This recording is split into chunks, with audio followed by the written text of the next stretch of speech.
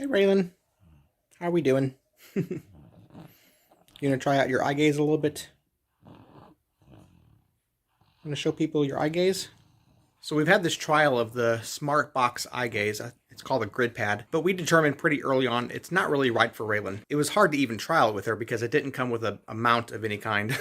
I'm going to show how hard it is to trial without a mount and box it up because it was actually a really short trial. We weren't going to have it for very long anyway, but it did confirm to us that this isn't the right one for her. So here's the best that we can do with it. All right, I actually have to hold it up to her to find her eyes. And since we don't have a mount, this is probably the best way to do it. And I'm going to have to hold the device the whole time. And this thing is not light either, it's heavy. Getting it in just the right place, any other method would be almost impossible. See, I'll show you. It does have a little stand, but that only means that you'd have to be able to look at it going down, but she's actually looking upward. So that stand is basically useless for her. All right, let's see if we can get your eyes calibrated, Raelynn. Can you look at this? There we go. Oh, look at that. Actually show your eyes. There's your eyes. See, I'm looking at her eyes right now to see exactly where she's looking. I'm trying to line it up just right so that she can look at what she needs to look at. Good job. Good job, Raelynn. So, interesting. I'm going to just try using it myself so I can get a better understanding of the software on this thing. I know what Raelynn needs, and I'm going to try to evaluate the software, the way that it's set up, the way she would actually use the device, and see if it meets her needs. I did this once before, but now that I have a better understanding of how this thing works, I'm going to try it one more time, and we'll have to send it back. The other 3 devices we had were all month-long trials. This one was only like 2 weeks, and that first week was completely wasted because we were trying to get a mount for it, and then we found out that the mount that we thought we had secured, coming from a different agency altogether, was going to get here after this thing needed to be sent back. So that didn't work out. But we were able to take it to her speech appointment, and at that speech appointment, she was able to use it quite a bit, and we saw kind of why it wouldn't work out for her. But I'm just going to look at it one more time because I saw something just now that I hadn't seen before, and that was the camera view of her face that we really liked about the WinSlate. If this has that also, that might be worth trying again. So I'm going to look at it again. See, this is the calibration software, and the only place I even know how to access this is through Grid 3, and then going to Look to Learn from there. I haven't seen anywhere else, at least on this one, where you can access it. And it kind of just has a mind of its own. Sometimes it'll pop up. It's really weird.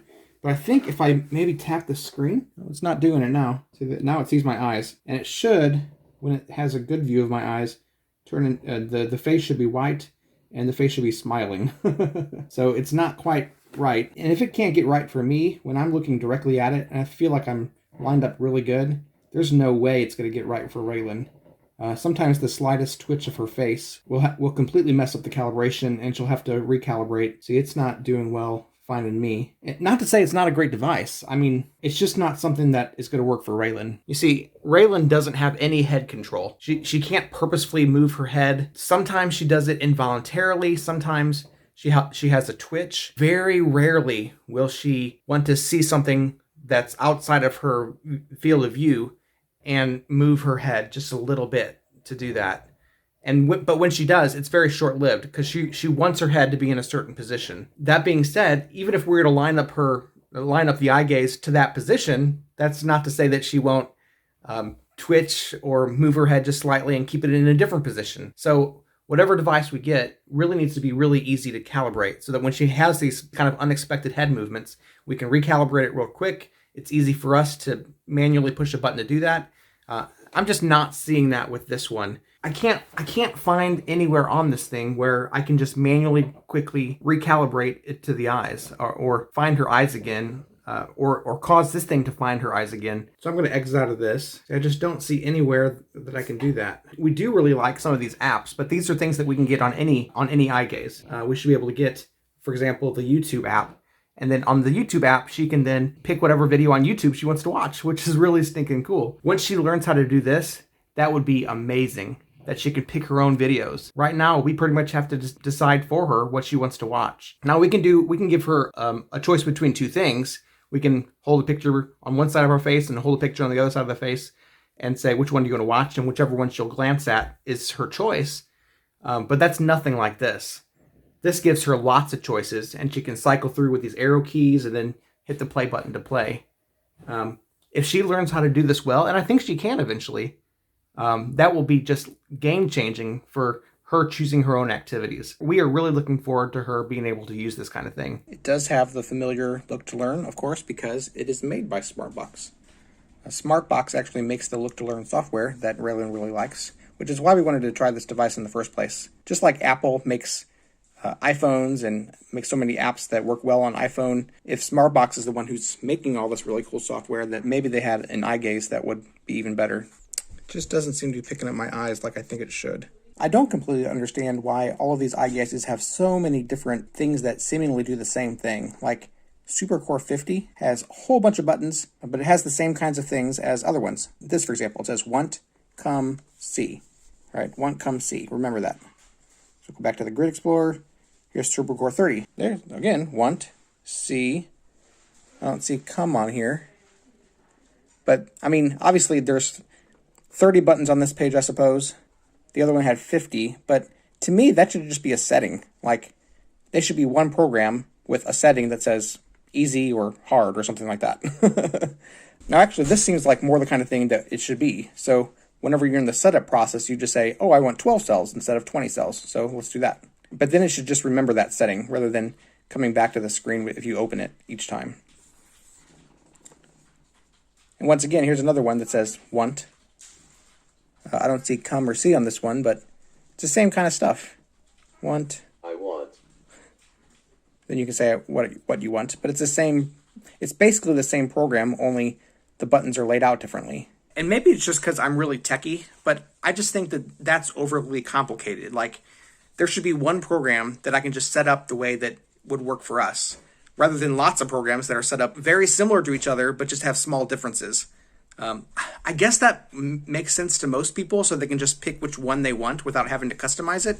But for me, it seems like it's a waste of space. But I don't know. Maybe that's just me. Because obviously, once you pick which one you want to use, all of the other ones are pointless at that point. Once you pick the one that you want, everything else is just software bloat, right? So it seems to me that you would just have one program that you could customize rather than lots of programs, and each one of those programs are customizable as well. So it just doesn't make sense to me. But that's less a downside to this specific one and more to the software, which, now that I think about it, is also made by Smartbox. But that's kind of a downside to all the eye gazes. I feel like they're all kind of just overly complicated. It's supposed to make life easier, and yet the software itself can kind of get in the way of doing that. That being said, we still want it. We still want an eye gaze for her because it will improve her life a ton, and our interaction with her a ton. So we're really looking forward to that. We just got to wait and go through another trial, and hopefully after this next trial, be able to get one for her. And that's the thing that I think it should have all the time. It should always show me my eyes, but it kind of just randomly pops up. It's weird. Oh, there it is again. See, it pops up when it thinks it needs to. Oh, and for some reason now it popped up there. See, it's an interesting device. It really is. It tries to be smart. And probably for most users, it is smart like that. I really don't want to downplay how awesome these devices are. But for some reason, maybe it's just my mind is just not clicking with me. And because it's not clicking with me, it isn't clicking with Raelynn either. Since I'd be setting it up, since I'd primarily be the one who assures that Raelynn can use it well, I need to be able to understand it well so that she could use it well. I hope that I don't sound like I'm just complaining this whole time. I think these things are awesome, and they're extremely useful. And if you have a Smartbox, this one or another one that they've made, let me know if it's working for you. Or if you have a different eye gaze, let me know which one you have. And if there's positives or negatives to yours, because, man, I'm really interested in all this right now since we're trying to figure this out. All right. I have to box this one up and send it back. So the one benefit of not having a mount, it's going to be way easier to box back up and mail. Because it just goes back in this box.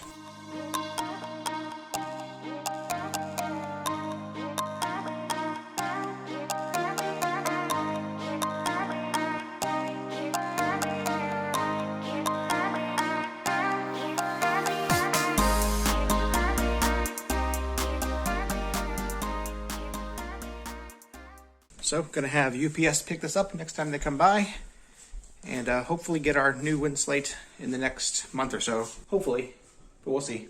Let's talk about Raelynn's pain lately. She's been more twitchy, and we think it's either seizure related or pain related from her hip surgery. Probably her muscles, because her muscles are being stretched more than they used to be. It seemed like it helped that we loosened her cast a lot. It could be like a reaction to having her legs wrapped and held tightly and then let go, because it seemed like it helped a little bit when we loosened her ACE bandage. But we also started giving more pain meds regularly about the same time, so it's hard to know. Right. So we're being more diligent about giving ibuprofen, Tylenol. She's allowed to get 3 doses of tizanidine per day. Usually she just gets 2, but we decided Now we're doing 3. Decided to do 3 because that helps with muscle spasticity. So, and that's actually been doing pretty good. If she gets these things more regularly, she's not been twitching or in as much pain as she seemed like she was. And it also could be seizure aura stuff, but she had several seizures this morning. Yeah, like she's been having way less seizures than usual too lately. I counted last week. She averaged like just over 1 per day is what the average was. Just over 1 a day? I thought it was 2 a day, I guess she had some no days. She had, I think, 9 or 10 seizures during the whole week. So like 1.5 a day. Week. Yeah, that's a really good week for her. But she would get extra twitchy before a seizure. Right. And she was having other not tonic-clonic seizures, like spacing out. Oh, sure. Yeah. Yeah, she'll still have those.